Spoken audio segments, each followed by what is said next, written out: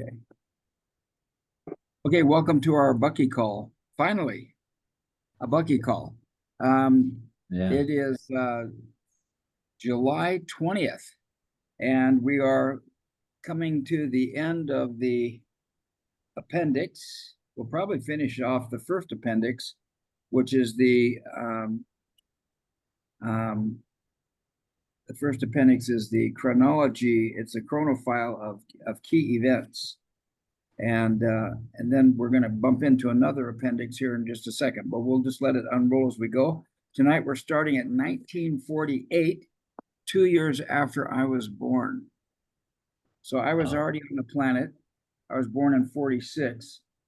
This is chronology of scientific discoveries and artifacts, and starting from 1948. Okay, so Anne, how are you feeling tonight, and what is it you want to? What are your intentions for today? What would you like to accomplish today?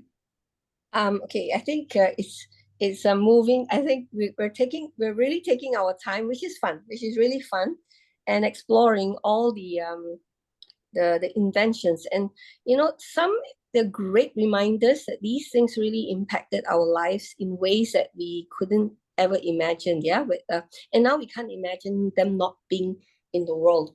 And the other is the ones that we don't know. So I really am enjoying going down this list, which was very unexpected. Yeah, so um, excited about what else we're going to discover today. Okay, so Joe, how do you feel, and what are you looking to take away today? I feel really good. And it's great to be here. And it's good to see both of you this evening. Um, it's been actually interesting going through this list, and just hearing what everybody had to share, but also seeing the, evolution of technology over that period, and just where Bucky was and his thoughts over that time period, but also um, just how everybody's else's personal experiences. So, the more I have these conversations, the more I listen, and it's, maybe it just doesn't seem um, as significant as I think it as I as it ends up being at the time. So, being in these kinds of conversations actually just helped me connect the dots. And I'm looking to continue to do that. Uh, and they help me progress as a human being. So, and I'm looking to do that this evening. So, Steve, how you doing? What would you like to take with today? Well, I'm doing pretty good. I'm kind of sad that Richard's not here. I'd like to get the update on the fires in Calgary. I've got a fire brewing over here on my mountains, Oh, and it was just getting dusk, and a plane came across a giant tanker and dropped a red cloud of red stuff. There's fire trucks up there. There's flames across the ridge, and I don't know anything about it because it basically, as I sat down to do this call, there it was. So um, so that's a little bit of a distraction going on. I too am kind of excited. I mean, this idea of going through here very slowly and just seeing what events that Buckminster Fuller thought were events and inventions that were pertinent to his critical path book. That seems to be interesting. And of course, we've got some other resources here. Anne found a book, 1001 Inventions That Changed the World. And she recommended that. I was able to find one of those on eBay. And that brought some other things too. And it's been kind of fun to notice um, what ones Bucky left out, which is kind of interesting. Like multi-track audio recording, Les Paul.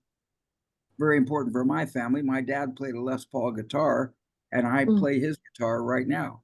And but obviously it didn't have anything to do with the critical path, maybe. But it's been kind of interesting and fun to like put um, our own paradigms and our own universes into this conversation. So um, I think we're doing well. And then of course Richard sent along his chronophile, that his students, I think, he and his students were developing. And I've got that one brought up here as well. And we'll look at both of those as we go. So missing the regulars on the call, but glad that we're here functioning and ready to roll. Let's see here. There it is. Yeah, I want to add something here because you know, as we were going down the list, right, and the years, and I didn't really think about the impact on our country, because between the years 41 to 45, right, because we're looking at the first atomic bomb and stuff like that, but our country was really was very much impacted. You know, I know the Americans, they were at Pearl Harbor, they were impacted there, and they went out all the way to and I'm sure some of your family members were part of the whole Second World War. But I didn't really think further when I looked at the list that it literally impacted both my mom, my dad, and my grandparents, and my aunties, you know, and uncles. So I remember stories from my mom. I think she was really young because she was born 1939, right? So when the war began, we were invaded by the Japanese, and they came here, right? I mean, the war was not isolated for us; it was in our country. They came and they attacked and they took over, and so on. They were very, very brutal as well. So in my mom's case, she was really young, and she remembered walking with the older sister through the field. And because my grandmother would be making cakes to sell, like tapioca cakes, etc., because they have to grow their own food, and there's nothing to eat, right? So they were growing up on tapioca, and so she would make tapioca cakes to sell. And my auntie would take my mom along. She was really young, like maybe 3, 4, 5 years old, and they would walk across the field, and sometimes they would come across somebody lying on the field, sleeping in the field, and it was like the Japanese soldiers, drunk, you know, and so they had to kind of walk around that, you know, so that so those were some of the stories I remembered. And of course, because they didn't have access to proper medical care and all that, shortly after the war, both my mom's mom and dad died, you know, of sickness, which they didn't get. Couldn't get health care for. So then my dad, on the other hand, as well, they, of course, no food, always no food. My grandfather already passed away, but my uncle was older, so he got a job, and he knew how to speak Japanese. I don't know how he picked up, but he was doing translation for the Japanese, you know. So that was a very different take on the whole thing again. So, but there was one particular, I don't know what his level was at that time. One of the, you know, he's in charge of the soldiers, right? And he was very kind to my uncle. And because of that, my uncle had rice to bring back to the family, you know. But then you have a family member who actually, you know, who actually served with the Japanese, you know. Oh, wow. So it's a like, you know, for survival purposes, I don't know. So he passed away, so we never got to talk to him about that. And my dad was the one who shared these stories, right? So it impacts us in ways that we never imagined. My grandfather wasn't around, so there was my grandmother with 5 kids, and during the Japanese times, so thank God my uncle at least got to work with the Japanese and had some rice to bring home. That was about it, you know. So so that was how bad it was a lot of executions happened in our country. They were just executing people in cities, and heads were chopped off. And I remember, you know, you remember my cousin Anna, she came in for a short while. Her family was living in this apartment, you know, near the botanical gardens. And my auntie would get very horrible nightmares, and they can hear sounds, you know, of fighting while staying in that house, yeah, that apartment. My auntie would have horrible dreams of soldiers being killed, of people, Malaysian Penangites being killed there. And it was, if you look back, they found out that that location was a killing field. You know, it's a killing ground. Yeah, so things like this, you know. So I forgot these stories. So when we were going past 1941 and 1945, those were the stories that came out, and my parents were living that time, the war. Wow. So anyway, I thought I'll share that. So after that, it was still tough because, you know, no parents, and my grandmother was, and how she, oh yeah, the story of how she actually made a living to be able to take care of 5 kids was, I don't know if you know this thing called tontine. Called I what? don't. It's tontine, TONTINE, if I'm not wrong. It is something that people came up with to help them save money. So you have somebody take the lead, and then you have maybe 5 or 6 people in that team, in that group, right? So this lead will take care of everybody's money. So they would, instead of saving it in banks, because you don't have access to banks at that time, they would pass, let's say, 200 ringgit every month, or 50 ringgit every month to this person. And every month, somebody would get to take the big amount, so that, you know, it's hard for you to save 50, 50, 50 back in those days to get 600 ringgit. But if you come together in a 12, then every month somebody would have like 550 or 600 ringgit, you know, so that they can do bigger things with, or buy something with. And back then, normally they would do it to buy gold.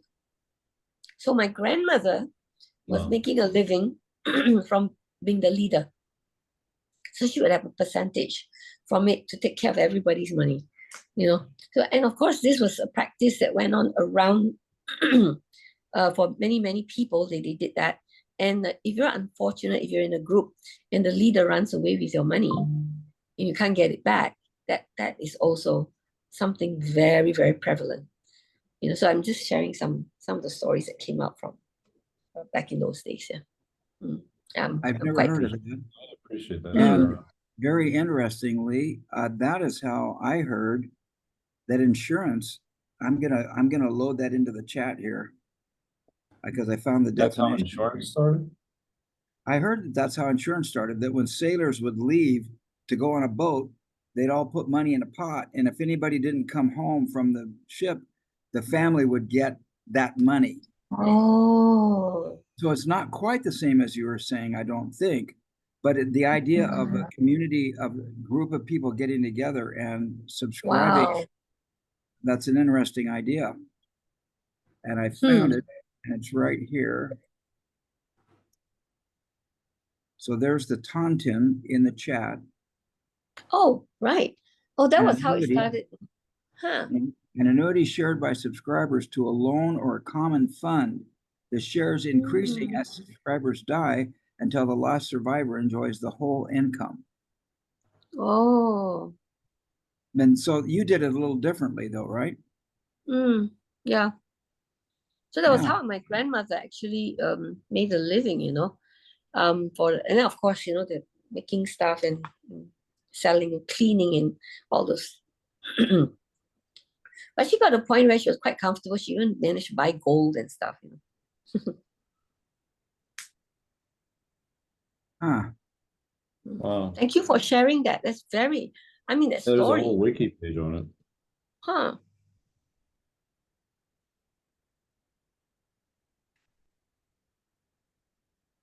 Wow, they're still common in France in France. 1653. Yeah. What? Sorry? What was that, Joe? It started in France, the concept in 1653. Whoa. Yeah, it's interesting because there's there's an experiment that's run, and I won't go into the whole details, but the bottom line is a system like this requires immense amount of trust, and it shows you the importance of trust. Yep. And essentially, any kind well, any kind of, I don't want to reduce trust to an economy. It is. You know, people often overlook the fact, and the experiment is essentially breaks down where if one person cheats, Hmm.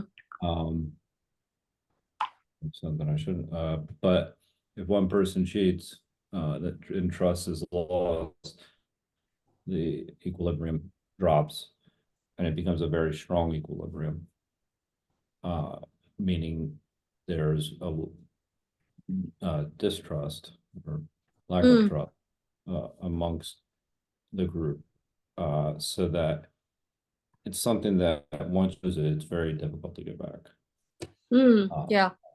So, yeah, but it's essential, in any kind of program like that, but it shows you, the importance of ethics in general, that, um,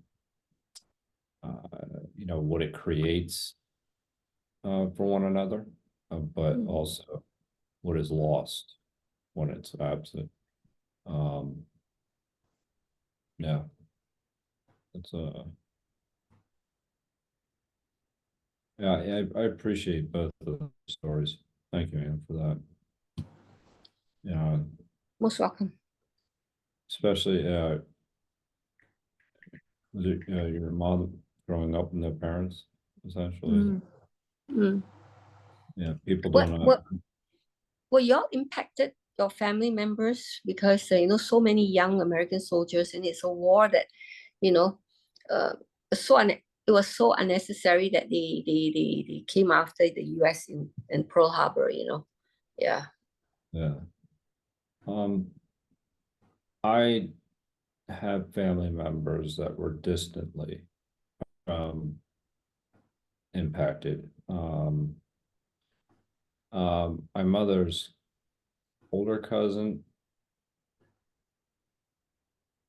yeah, I don't like sharing it, but I mean, it's, you know, he was helping loads, you know, helping the soldiers get on the boats for D-Day. Um, Oh. there were a lot of young people going, and uh, he couldn't get the fact that they were going on the boat out of his Mm. head, and yeah, and then he eventually, uh, Sorry, just give me a minute. Yeah. Sorry yeah, about that. yeah. But That house.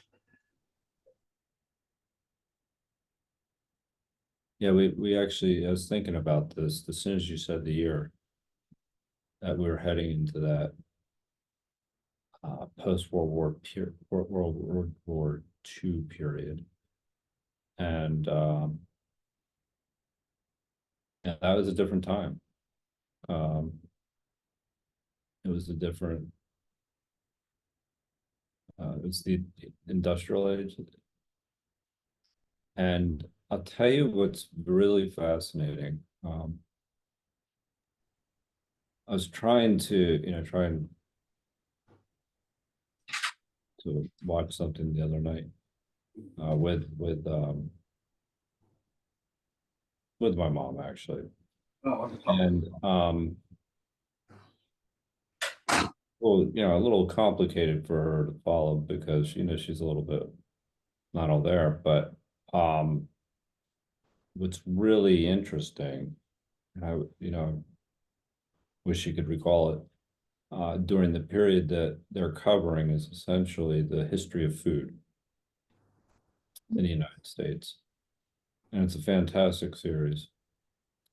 And just how many high calorie foods that actually were initiated or started, companies started, high sugar, high calorie, uh, you know, foods for the military, how fast foods had actually started to take off as well.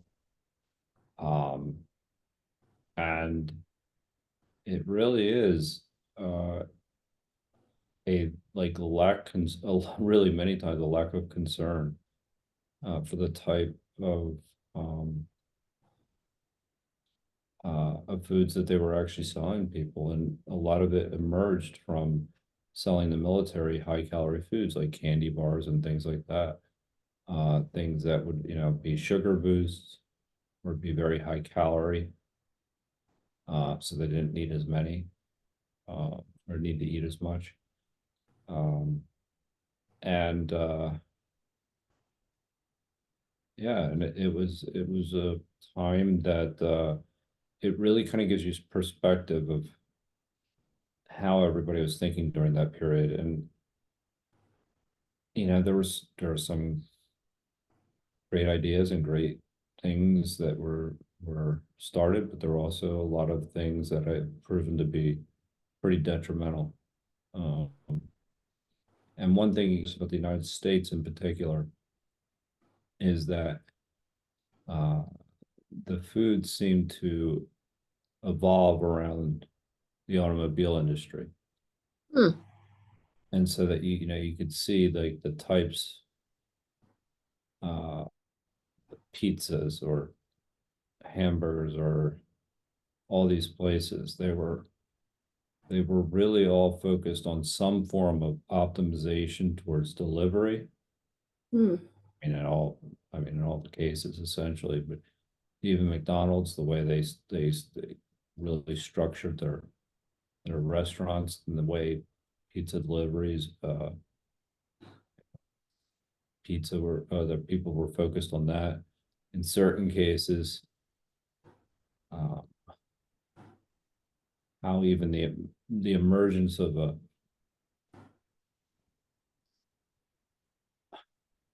sports bar,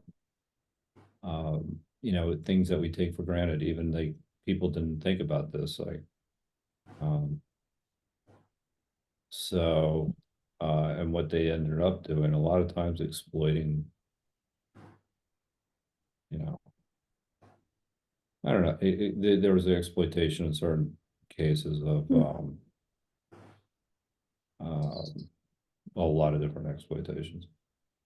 Anyway, it's a really good series, and I'm looking at it now, and the history of food, there are 5 episodes, right? I'm going to look into this because I think it's available on YouTube. Then, Yeah, but there's also another series that said, watch the food that built America, and there are 5 That's it. seasons of that. Yeah, that's Huh. the food that built America.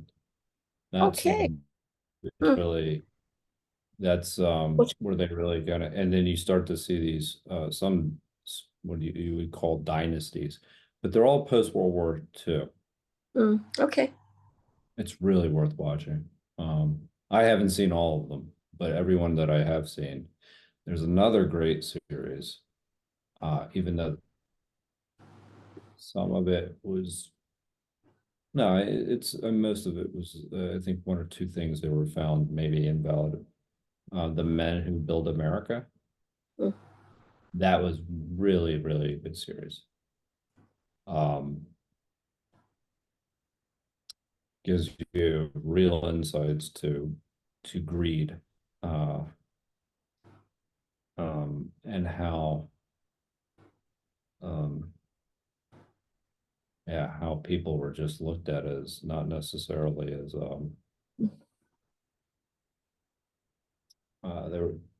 it looked like they were looked at as means to an end.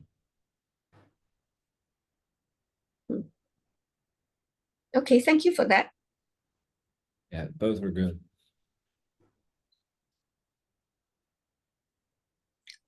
Steve, you're muted. You're on mute, Steve.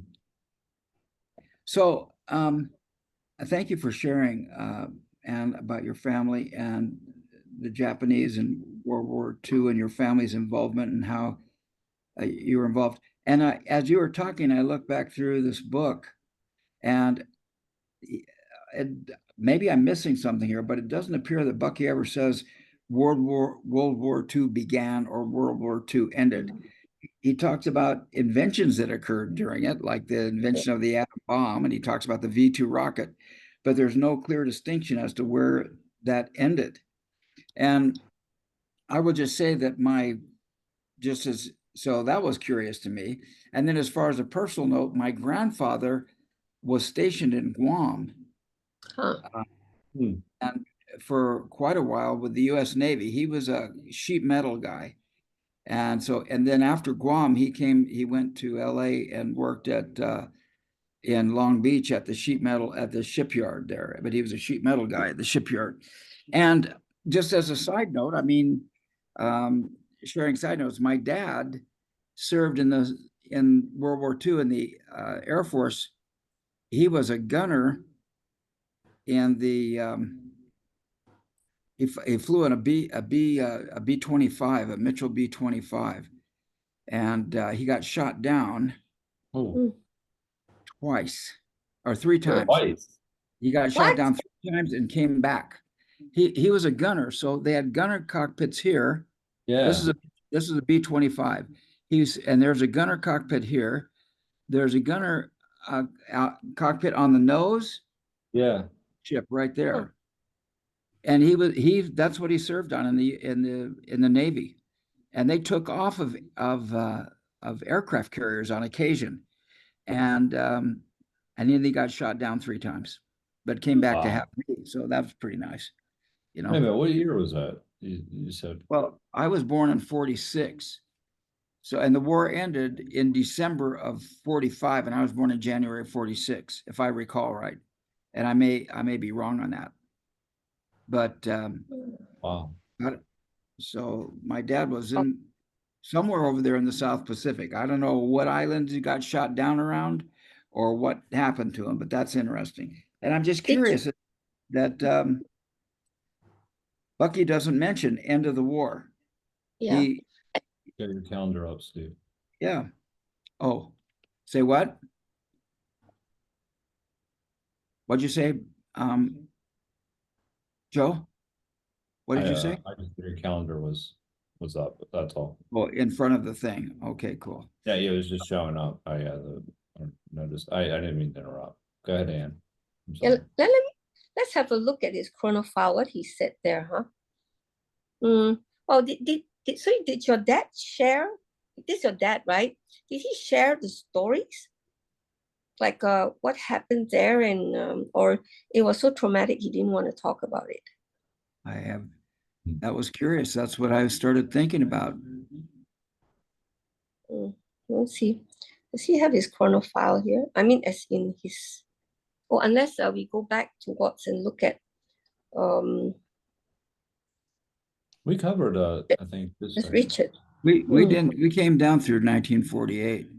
Yeah, we got through to the transistor. I know that. Yeah, and the atomic time clock. No, what I meant is like Bucky's chronofile. Know how Richard mapped his against. So I can't recall what he said. What Bucky said about his life in 1941 to 45. Is it in the book? I don't know. I mean, in 1941, looking at the book, he cites that Dacron was invented. So he left off his own birth. Do you have access to the one where Richard shared, the chronofile for Bucky's life, and he put his own information in? Yeah, I have that. Here it is right here. Interesting to have a look. And so this is 1947. Here's Richard is in grade 1 in 1947. And the geodesic home was invented by Fuller in 1947. Yeah, but Fuller doesn't talk about this. He didn't talk about the Second World War much, huh? Yeah, no. Here's his Shelter magazine was closed after the election of FDR. Now, I'm really amazed at how amazing you guys look and are at your age. Not that you're old, but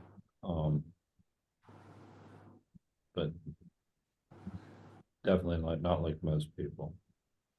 Yeah, and here's Richard in fact puts the he cites Pearl Harbor attack here, December 7th in 41, and Bucky didn't mention it at all. And the thing is, I think Bucky was in the Navy, In right? the Navy. Yeah. Yeah, So he did. it's almost like he purposely excluded it. Yeah. Oh. Because he's so meticulous about maybe the next round when Richard comes on board, because he talks to another group of people, right? And the chronophile is stored. All Bucky's notes are stored in Stanford University, right? Yeah, it So I shows him wonder at what. Harvard. Oh Harvard yeah, High. everybody was out there. There was a whole group that was out there that meets on Saturdays.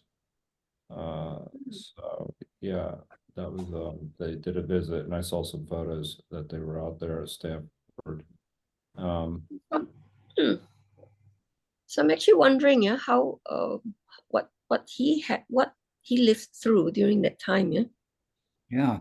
In fact, Richard adds the fact that Fuller got married in 1917 because During First World War. he didn't live there.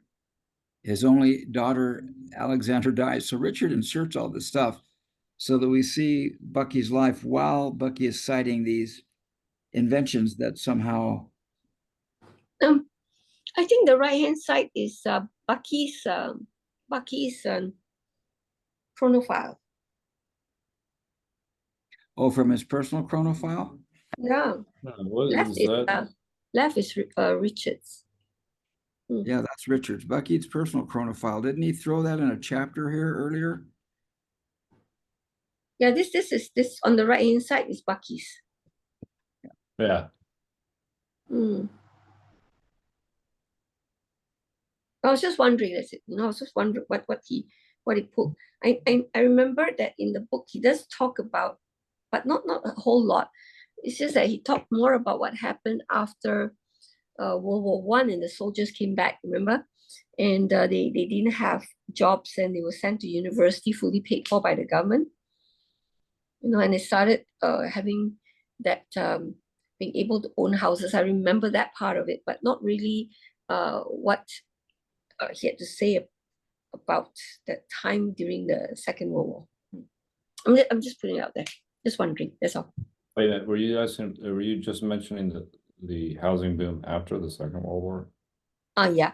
Remember, Okay. because The GI. yeah, that really impacted me a lot, because when the understanding as to why people are still fighting to get into the university was late after the Second World War, right? So, and I was watching the documentary, the scandal of Harvard University, I think, where the celebrities were involved. And today, to get into Harvard, you still need to have about 2 or 3 million to pay somebody to get, something like that, So, but yeah. So that where it got perpetuated from, I was really blown away, because it started after World War II, and everybody just forgot that the reason why that generation could thrive was because they didn't have student debt.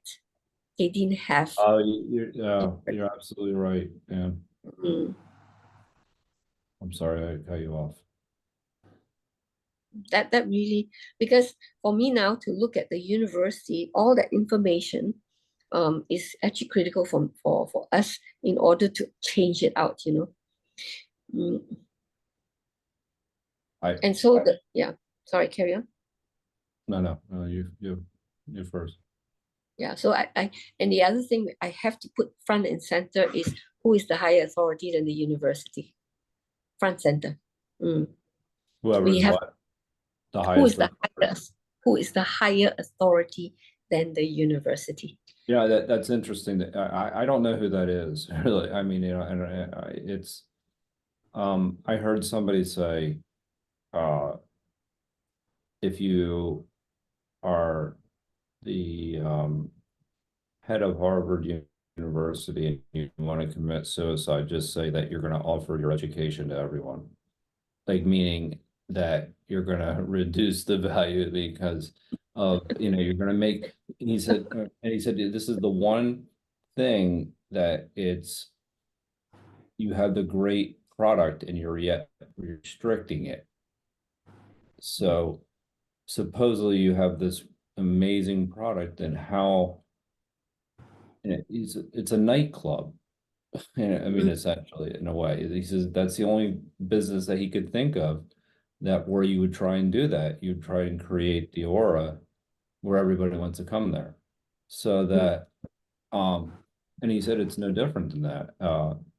And he was absolutely right about that. And this is, one of the areas where there is universal agreement. But we can't get to that discussion because people won't talk to one another. Yeah, I And- can share with you what I have to say about that, but we're gonna have to stop the recording for a bit to do that. Maybe at the end of it, we could do that. Yeah, I'll share, because that was the one that bugged me the most. Who's the high authority? And the minute I hit on it, I know, okay, that we can solve this. We can solve this. Yeah. Oh, it can So be solved. I mean, it definitely can be solved, and it's in everybody's best interest to solve it. Yeah. Because And there right- is an answer to that. Who's the high authority? Oh, I hear Yes, that. we have an answer for that one. And the minute you tweak it in that direction, we've got it. It's This is interesting because I'm just checking for a chronology, because I know Bucky had a chronology of his own life here before this chronology of events. And so I just did a quick check. This is chapter 4 of right. of this thing called Self-Disciplines of Buckminster Fuller.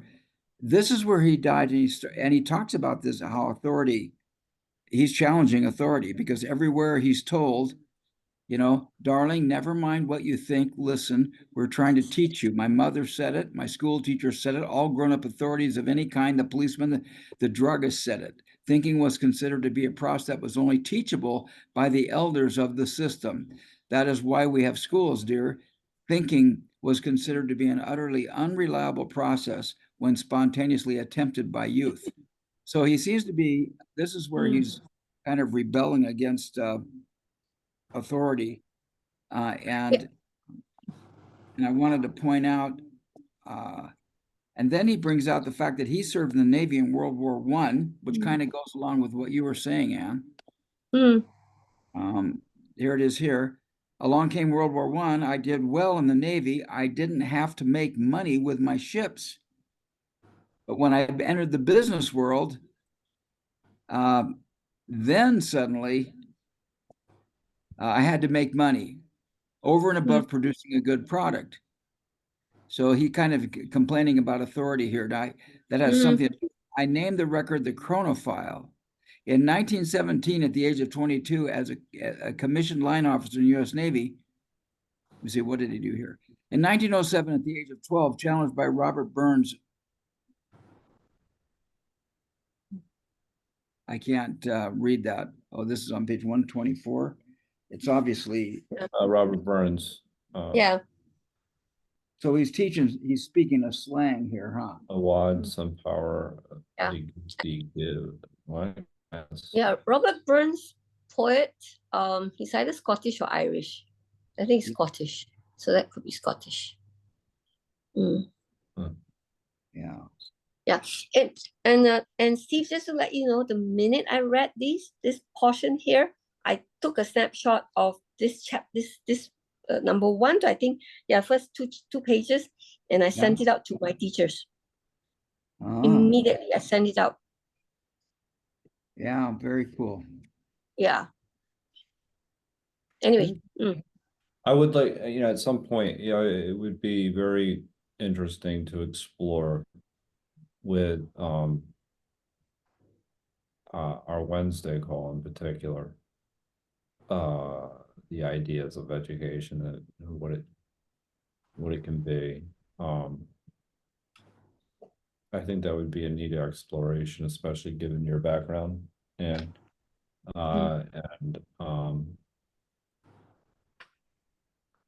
yeah, it would just Susan has an idea what this is like from obviously just sending her daughters, and also from the medical field, medical perspective, and Wayne's got an incredible business mind too.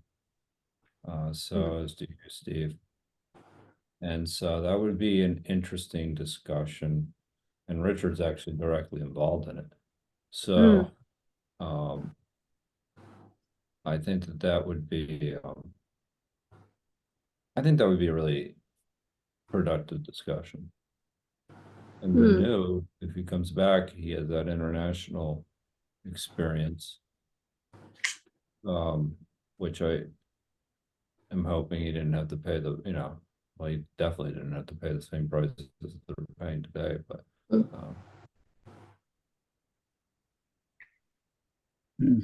Okay, I'm kind of like listening to you guys and thinking out loud, and I was kind of looking for chronophile references here.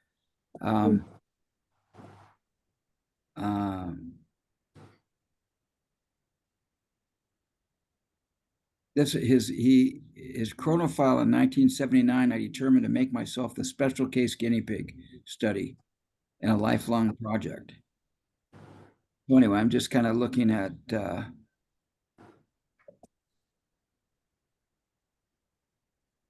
so he refers to it a couple times, and I'm trying to add to the conversation, not distract, but I'm feeling a little distracted here. So because my chronophile and archive data, whoops, that went too far.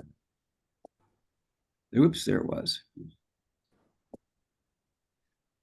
Because my chronophile and archive data constitute a faithfully comprehensive record, I am now able to commit objectively regarding my subjectively disclosed guinea pig self, and I am usually more critically incisive with myself than I am with studies of other humans.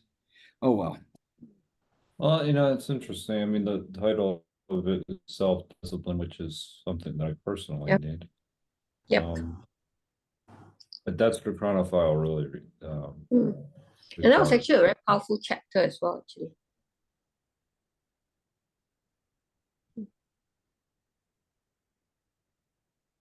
Yeah, anyway, this book he didn't put in the chronology of his life. It's more scientific discoveries. Appendix 1, Appendix 2 is chronological inventory of prominent scientific, technological, economic, and political world events. Maybe we might be able to find it there. Appendix 2. I'm ready to do whatever I can, but I'm missing something here. I'm trying to. Is there something we want to do here? Something you want me to investigate? Oh, no. I think we can go on. I was just wondering, because we went down the path of the World War II, and he didn't seem to write a lot about it, because I'm sure he's involved with his life. But anyway, we just carry on, because it might appear later, because he did the political one as well in the appendix number 2. Yeah. He did bring up the world's first atomic bomb. He did what? He did bring up the world's first atomic bomb. So that's and here's the atomic time clock as well. So let's go ahead from 1948 and we'll continue down, because I think we'll finish this appendix today. And we'll go from there. Yeah. Okay. So let's see, who wants to read? I agree. Okay. Where are we starting? 49? 1948, right there. Oh, I can't see that. That doesn't show up. Oh, now it does. Okay. Erythromycin developed? Or you are? Yeah. Bathyscape, I think. Yeah, what is that? I have no idea. Well, see, I'm one of these guys, if I got to know what all this stuff is. I think Richard talked about this as some kind of a drug for something. Erythromycin? It's an antibiotic. Yeah. Okay, good. It's an antibiotic. Good. Yeah, they overprescribe it like it's their job. It's all. But we don't know what the Bathy's. Yeah, that's the one. Okay. Okay, let's look. ATHYSCA. What year was Fleming then? That erythromycin was after that. Was Fleming in 19 what, 12, 13? Was what? When I say penicillin. Oh, I don't know. Oh, this Bathyscape thingy? It's a self-propelled vehicle. Submersible. Yeah. There it is. Wow. From that, I would never have gotten from that to this. Gosh, did you know that there was a deep sea explorer named Auguste Piccard? I wonder if he is related to Jean-Luc Picard. Hmm. That was a joke. Okay, so that now we know what a Well, I mean, I figured it was like the next generation. Xeroxography. Oh, I'm looking at the I'm sorry about the escape.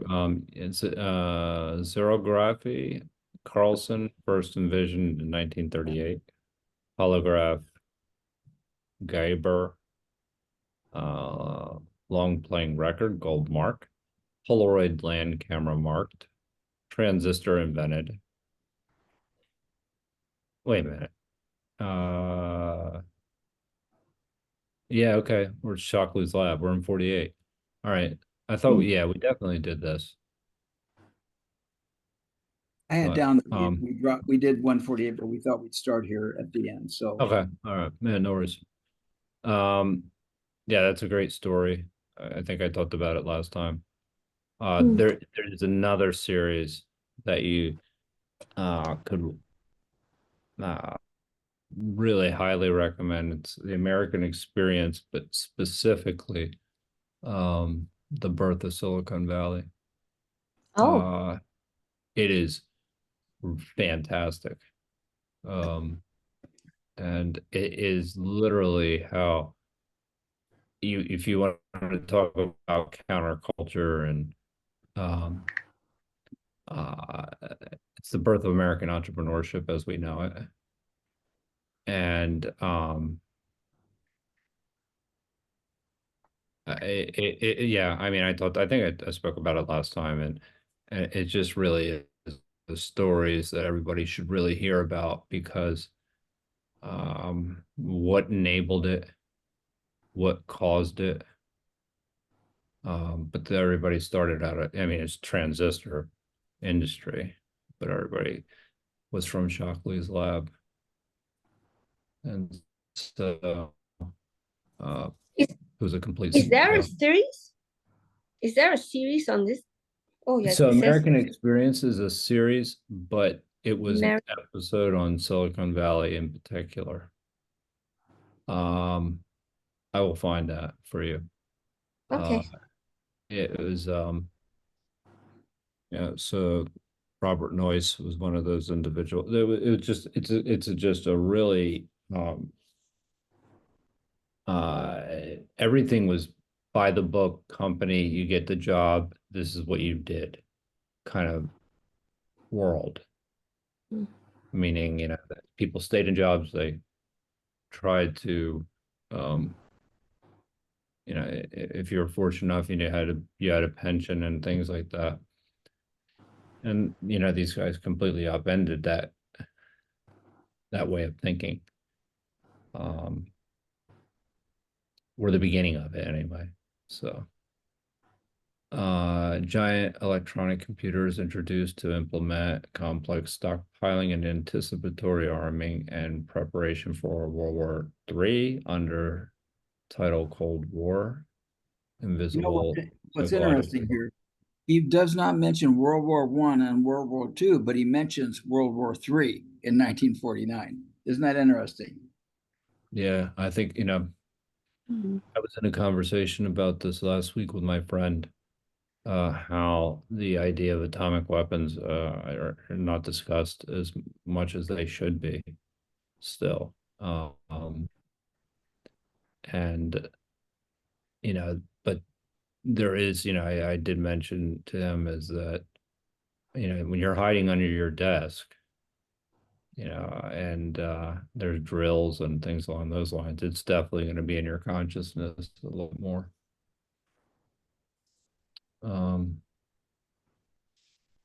But it's still an issue. It's just drowned, it's drowned out. USSR explodes, not explodes. I don't know why they exploited something. The A-bomb, ending the US monopoly. ACTH, I don't know what that is. Neither do I. ACTH. Are you guys going to look it up? I'm looking Yeah, it up carry- right. Mm. General AC. ACTH is a hormone produced by the pituitary gland. I Hmm. wonder if that's what he was referring to. Yeah. Looks like it's some kind of a hormone. Mm. It looks It like is- it's important enough for it to show up here. Yeah. That's something to learn about. Yeah. Next one is really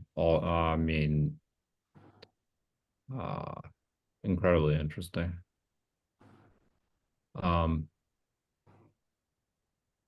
General industrial automation emerging, because I think we're, just really quickly, I think I've been in discussion, had discussions with people that I think in a way we're really repeating a lot of the mistakes that were made, this part, the first half of the century. Who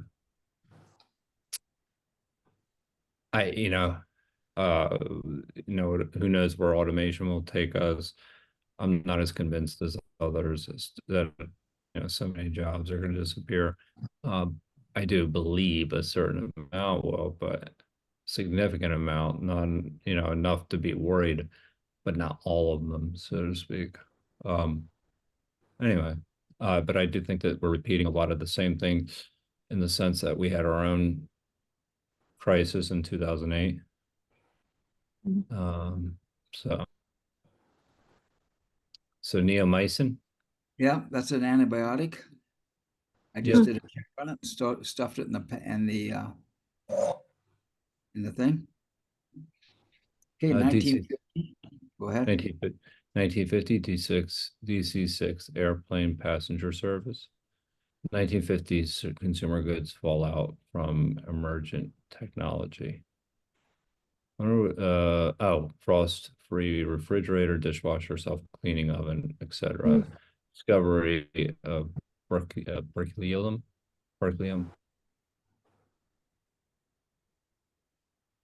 Discovery of California. California. Do we look what those would see what those things are? That sounds like Berkeley in California. Yeah. It's like some kind of political commentary. Yeah, that's what it is. Berkelium, a chemical element with symbol BK and atomic number 97, classified as an actinide, is solid at room temperature. A synthetic chemical element transuranium element series. It's weird. Yeah, so it has to something to do with atomic power. I gotta find the I'll stick that in since it's there. And then Californium, right? Which sounds highly suspicious. Berkelium and then Californium. Oh, it seems like it's intentional. It was created, it's synthetic, it's not naturally occurring. And it's atomic number 98 on the periodic table. Portable metal detectors. Californium is a very strong neutron emitter and is used in metal detectors. Oh. It has no known biological role.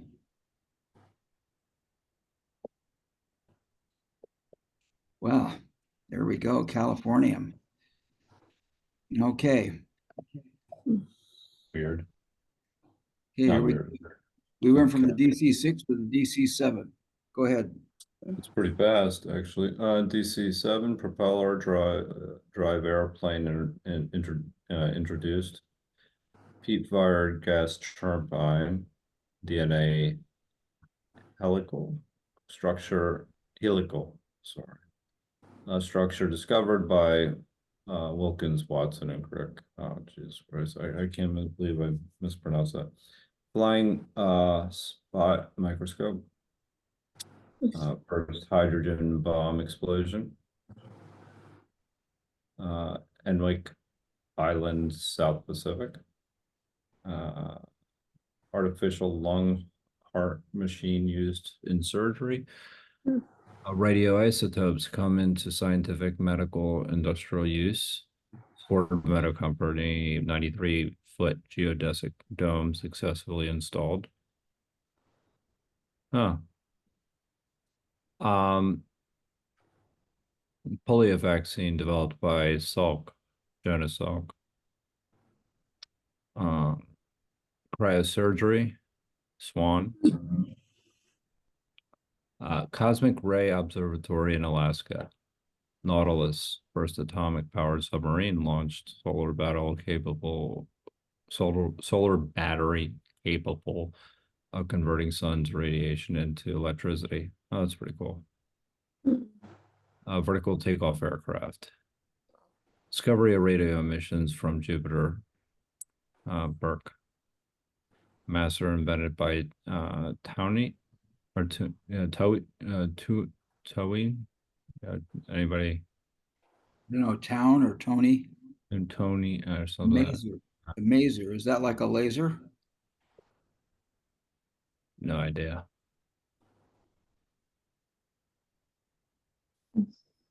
There's a few of these. An acronym: microwave amplification by stimulation emission of radiation. Wow. Okay. Oh, that's a maser? Wow, it's 55. What's that? I thought that was that did come out of the Defense Department. Oh, wait a minute. Or did that come out of the space program?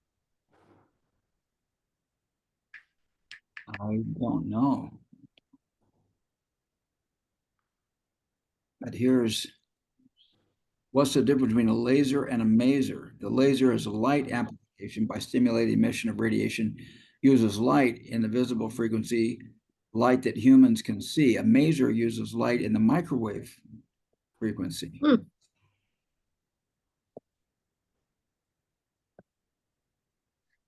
Wow. Okay. That's the first time. I mean, we use it every day and we don't even know. Yeah. Right. Yeah. Now, this is interesting because this is 1955, and this is right when Richard starts to include a bunch of stuff. So in 1953, one of Richard's associates here, world's first crisis hotline to provide telephone support to those contemplating suicide, and Ford Motor Company domed rotunda is completed. Now he cites that in his thing about the Ford rotunda. There it is right there. So he cites that. 1955, Richard begins grade 9. 1955, DEW line geodesic radomes installed in Arctic. So that's something that Bucky did not talk about even. 58, Los Angeles Suicide Prevention Center. And Fuller embarks on a world tour that includes New Delhi speech, where Indira Gandhi in the audience, and the next day meeting with her father.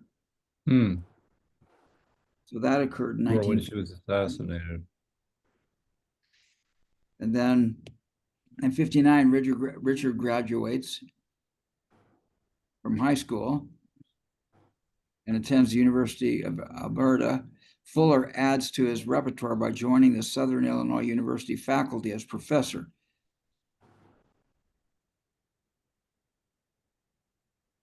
Okay, and he's an professor of architecture until 1975. And now I'm sure that we would get this whole story, but 1960, in August, Carol Ann Edwards' blind date with a friend. Now, this must have something to do with Richard's well-being, but we'll see. Too bad he's not here to defend this. 62, he gets his BA. Starts to go to work. He gets paid 20. His starting salary is $4,200. Mm. I'm Wow, guessing affordability has changed. no kidding. In 62, Fuller is one of 3 co-recipients of the Charles Eliot Norton Professorship of Poetry at Harvard University with Italian architect. And Mexican architect.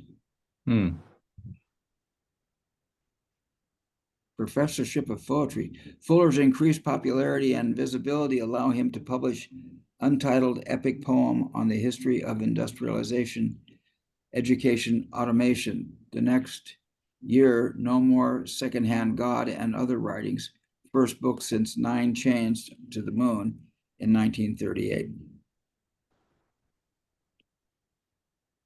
Joins Red Deer. I wonder if this is Buckminster Fuller joins Toastmasters. Buckminster Fuller, 63. I graduated from high school in 1963. Buckminster Fuller, Ideas and Integrities of Spontaneous and Autobiographical Disclosure, edited by thing is published. So I'm graduating from high school when that occurs, and I go to BYU. But that moved us quite a bit ahead here. We got to do some catching up. We left off at, where did we leave off? Mesa. Compatible color to what? Maser, yeah, the Maser. And then That's right. We left off the Maser. Yeah. So compatible color TV receiver, widespread use in the US in 10 years and 40 million worldwide by the early 70s. That's pretty significant increase. I think in 54, I got a black and white TV in my house and I started watching Howdy Doody and Peter Gunn. Wow. And Popeye. And there was a guy named Sheriff John who had Cecil the Seasick Sea Serpent with Captain Horatio Huff and Puff. They were hand puppets. Anyway, sorry. Okay, let's continue. That's awesome. I mean, it's yeah, that's interesting because I think we got our first black and white TV in Malaysia in the 60s.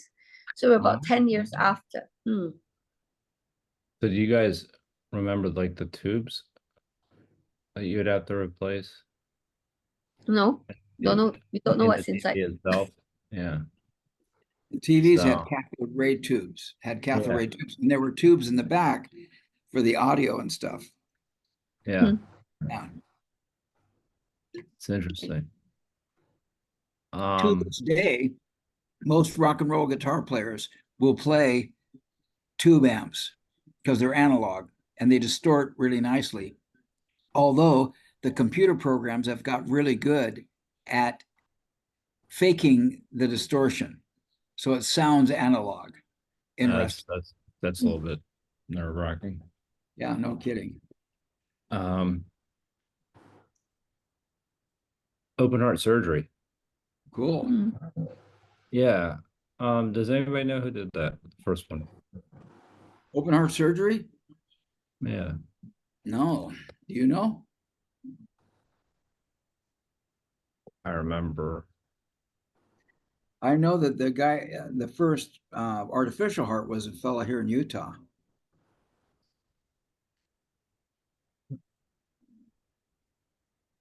Daniel Williams.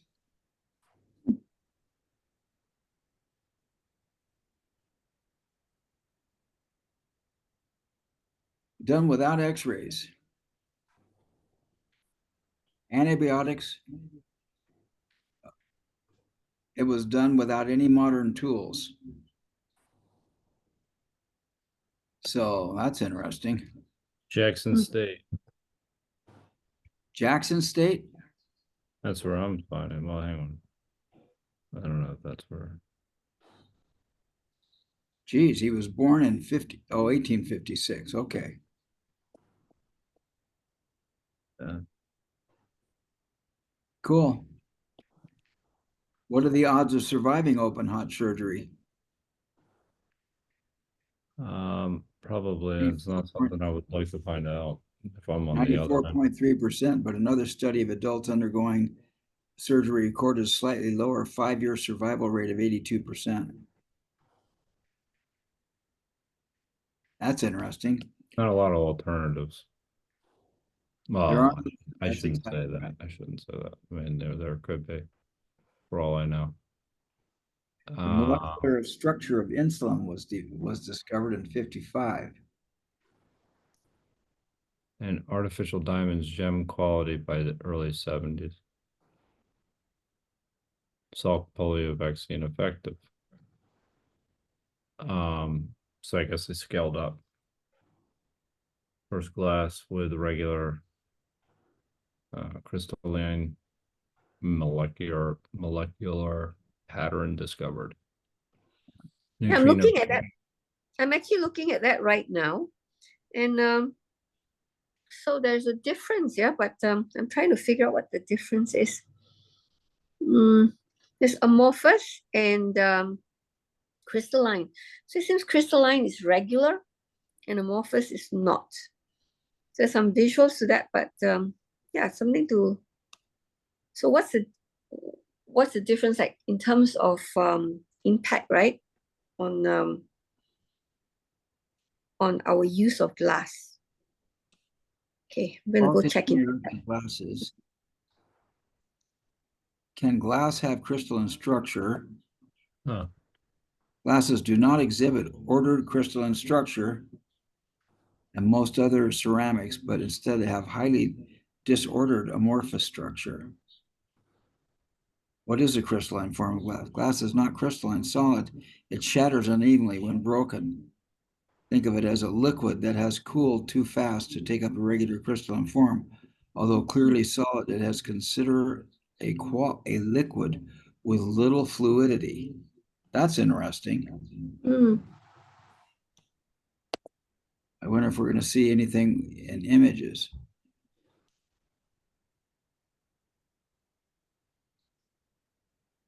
Huh. So glass is considered a liquid. Oh, Yeah. Hmm. With little fluidity. So what is this glass with regular?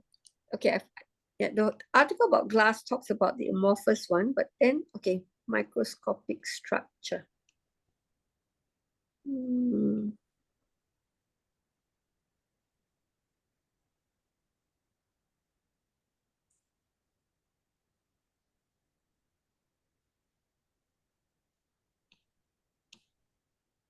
That's very interesting. First glass with regular crystalline molecular pattern was discovered.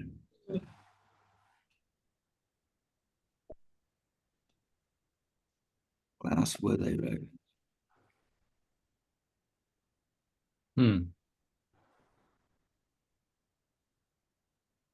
I guess crystalline as averse to amorphous. Glass is normally amorphous and thus a liquid. Anybody want to pursue that? Or are we ready to go back to the list? Looking at it though. Neutrino first detected transcontinental helicopter flight, 37 hours. Wow. Wow. What's that? That's a long No, time. I was also saying wow. Yeah, I can't. Yeah. I certainly wouldn't have been the first. First transatlantic telephone cable. Millard image dissector camera. Ion microscope. International Geophysical Year. I don't know what that is.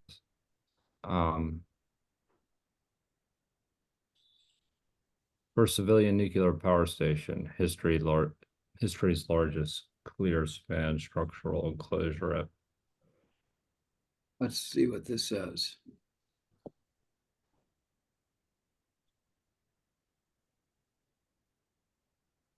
"11 Earth Sciences."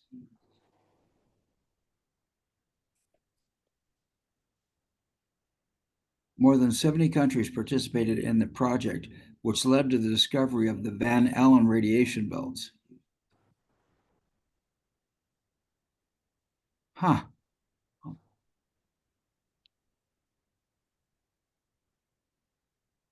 And increased research in Arctica and Antarctica. So he thought that was pretty significant. Yeah, it is. It seems to be pretty significant. It is now. Yeah. First civilian nuclear power station. And that was located where? I don't know.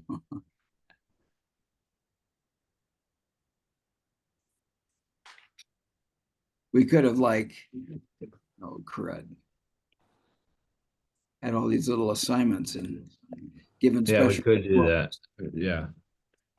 Oh, I put it in the wrong place. History's largest clear span structural enclosure at Baton Rouge, Louisiana, 384 feet in diameter. It was in Left. Pennsylvania. Whoops. Oh, Shipping. it was. Oh, really? Okay. First That's commercial electricity generating plant powered by nuclear energy was located in Shippingport, Pennsylvania. Reached its full power. It's right next to.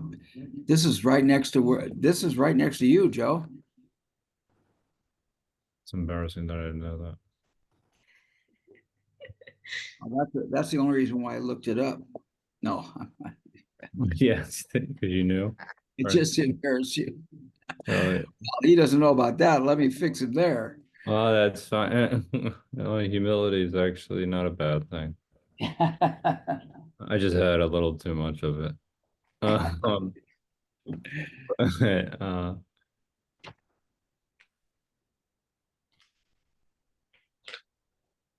oh, I really should have known that. History's largest clear span structural enclosure at Baton Rouge. Yeah.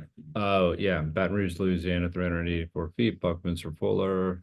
Sputnik, first satellite launched by Earthians. First containerized cargo ship. First monorail, Cologne, Germany. Discover nobelium. Yeah, I'll bet you that's like Californium, I'll bet you. Oh, what just happened? Wow. Nuclear powered icebreaker ship.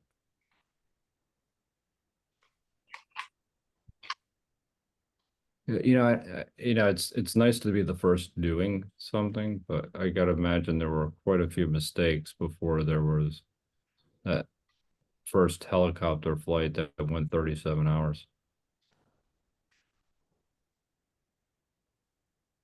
So nobelium is one of these.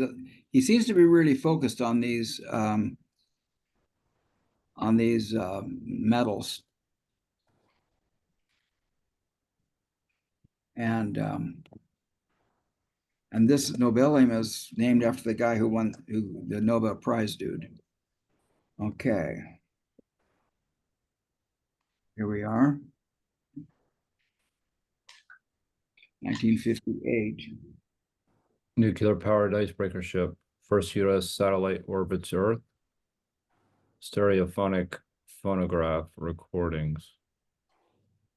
Geodesic domes at north and south poles to house research in visible high energy Van Allen radiation belts discovered. Discovery of mendeleum or mendelevium, I should say. It's probably just like berkelium and californium. Yeah.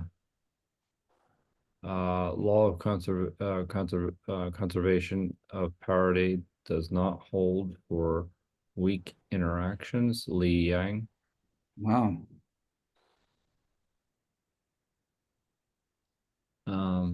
That's interesting. Atomic submarines crosses the Arctic Ocean and North Pole from Pacific Ocean to Atlantic submerged below ice cap. Okay, so in the Vietnamese War, my brother served in the U.S. Navy in a fast attack atomic submarine, and he got a medal because his ship did that too. They were chasing um, Russian submarines, Mm. That was it. Yeah, and they would. that's a. I'm sorry. No, go ahead. There's something called there's a book called Dead Man's Bluff that's really interesting about that. Um, anyway, I have and a it story. really just covers the About USSR. I'm sorry. I said I have a story about how he won that medal and how he chased the Russian subs under the ice cap, but it's a it's a little distraction. I'd Let's like to continue. hear it at some point. That's pretty All right, well, I can amazing. tell it to you very quickly. They were chasing submarines. They have their own propeller in the back, and so they have this sonar that helps them know where they are, just like a dolphin. Well, the sonar only goes about 300 degrees around the ship because they have to leave 60 degrees because they don't want to listen to their own propeller because it confuses them. So what they have to Right. do is they'll go along and then they have to clear their sonar, and so they zigzag just like a sailboat will So zigzag like it's tacking, like in a way. like it's tacking. And what they'll do is they tune like 30 degrees to the right so they can clear that propeller to see if anything's behind them. Well, they were this fast attack submarine. They would learn when the Russian sub was going to turn, and they would haul ass and move around behind and stay in that dead zone, so that the Russian couldn't hear them because their own propeller would block them. But the Mm. pilot on my brother's ship went to sleep or something, and the Russian ship turned and didn't hear him. The U.S. ship Wow. was so quiet they couldn't hear him. They just decided they would just go along behind it, and there was the Russian ship clearing its sonar, and they followed him just straight in. They went right into a Russian port behind them gate that they dropped down for the submarines to go in. Then they bring up this metal gate, and they went in the sub. They popped up in the Russian port and periscoped out and took pictures of the Russian sub base.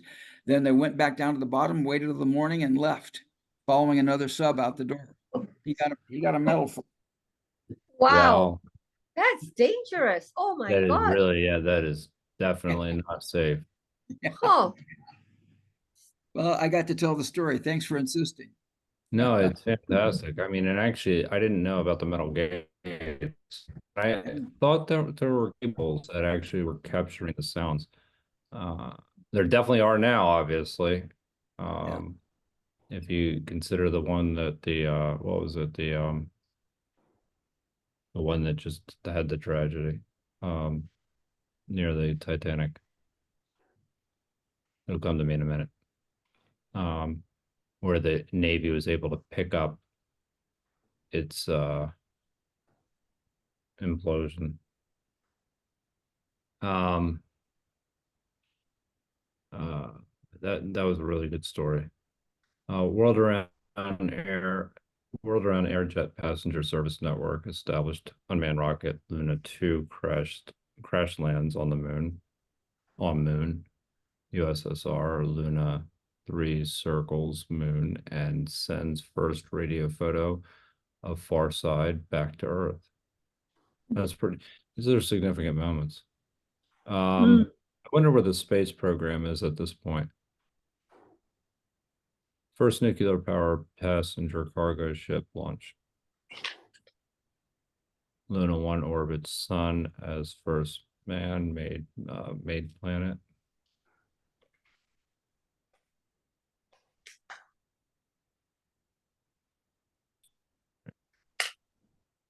Okay. See America graphic. Blade demonstrated. You kind of breaking it. My man. Where are you now? Chlorophyll is synthesized from man-made materials. Okay. Structure of protein. Myoglobin elucidated. Kendrew fruits. Birth control pills. Pacemaker for human heart. Mhm. There's the Bathyscaphe navigates 7 miles inward to the bottom of the Pacific Ocean. Nuclear submarine. Oh, it's the Titan. Now that I saw that Triton, circumnavigates the Earth submerged the whole way, 84 days. Hmm. The Titan was the one that was imploded. The first weather satellite, TIRAS-1, USA. USSR dogs after 17 orbits of Earth in satellite. DNA genetic code deciphered. Design control for all life. That's huge. What was that? That's what I need. I needed to send you something about DNA, Steve. Okay. Whoops, got too fast.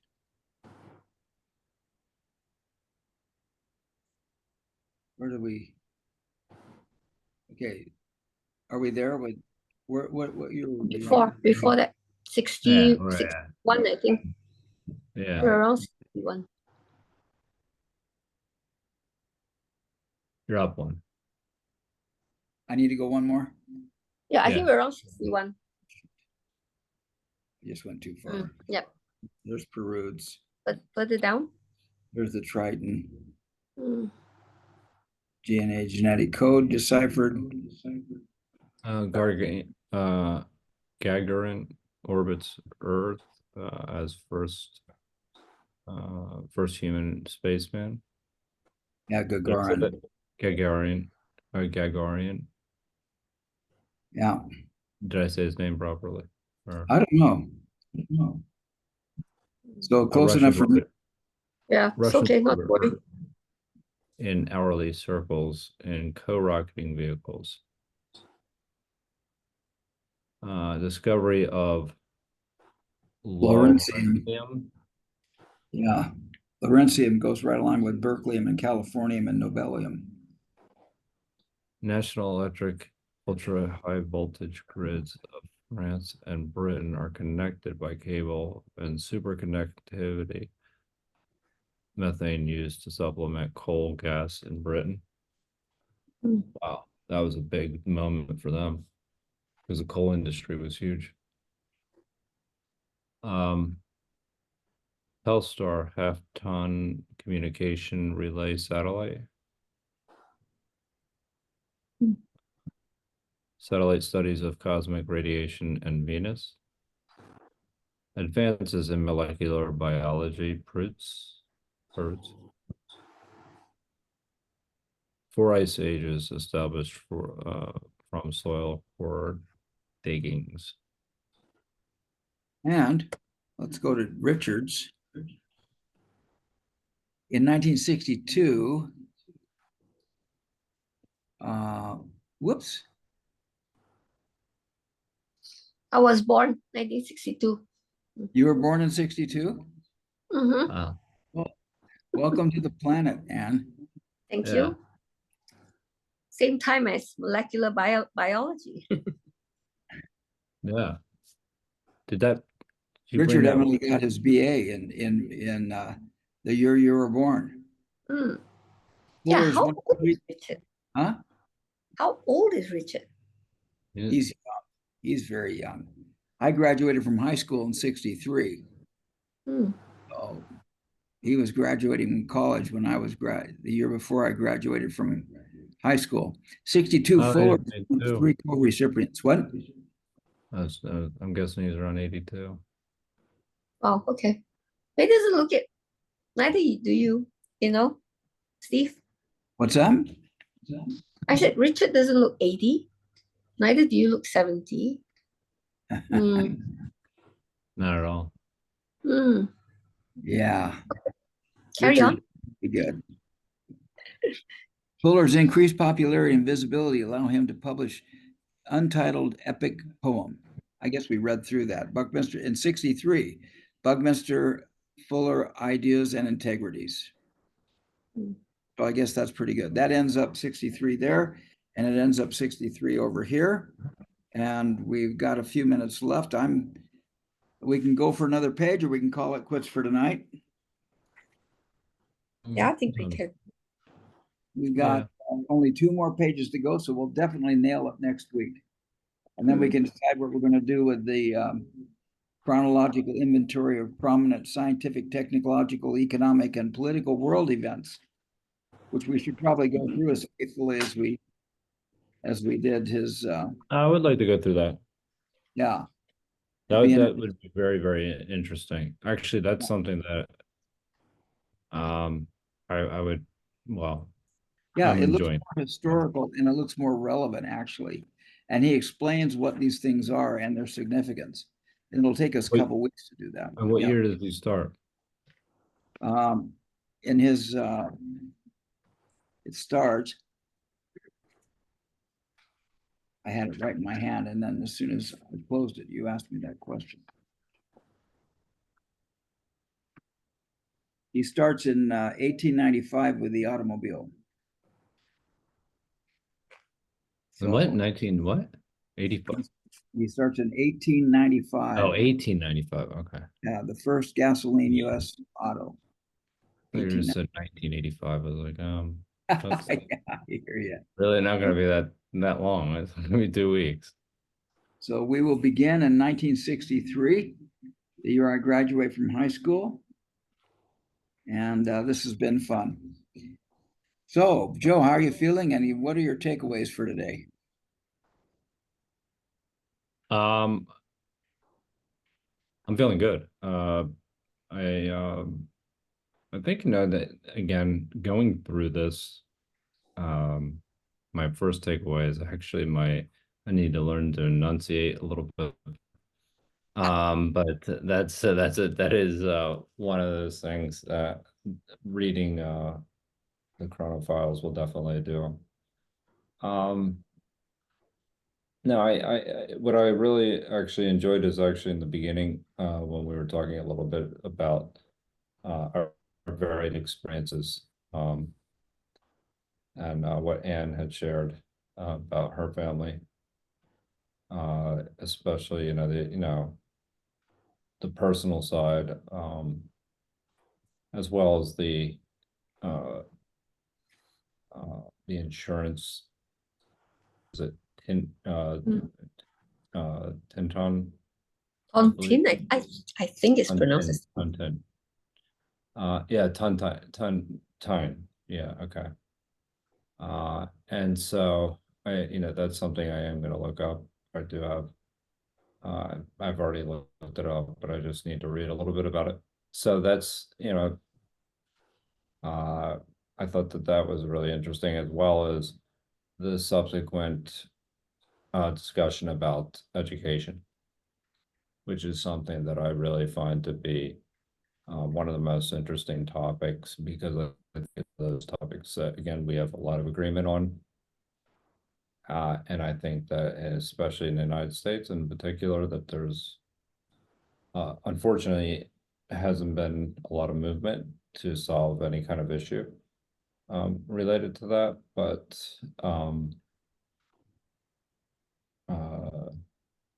no, that was interesting to me as well. So, and I hope we can explore that further. I really do, at some point, as a group. So, you know, that I had a fantastic time. I really did. I really appreciate your share, and as well as the share with your daughter.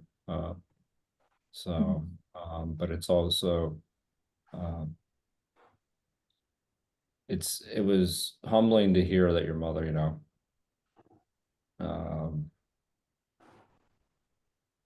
had a great daughter and grew up with, you know, no parents. You know, that's a lot of perseverance. yeah. So, and how do you feel? What do you take away from that? Yeah, thank you, Joe. Really, thank you for a lot of the comments and the, you know, when you share with us a lot of the thoughts. So thank you very much for that. And Steve, the stories, I would love to hear more about the one on your dad, the experience of being in that B-52, is it? And Yeah.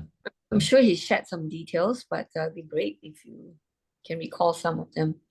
Yeah, but because I mean, we read about the inventions, we watch the movies and so on. But I mean, this is like when you shared some of the stories, like the submarine, we don't hear that, right?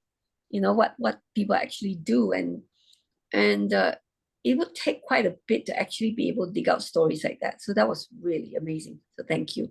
And the last thing is just, because of watching this Big Bang Theory and now Young Sheldon, so the whole idea of the neutrino kept popping up. I think a couple of episodes, quite a few episodes, because Sheldon was so fascinated by neutrinos, right? And he's bugging some professors on board a plane right now.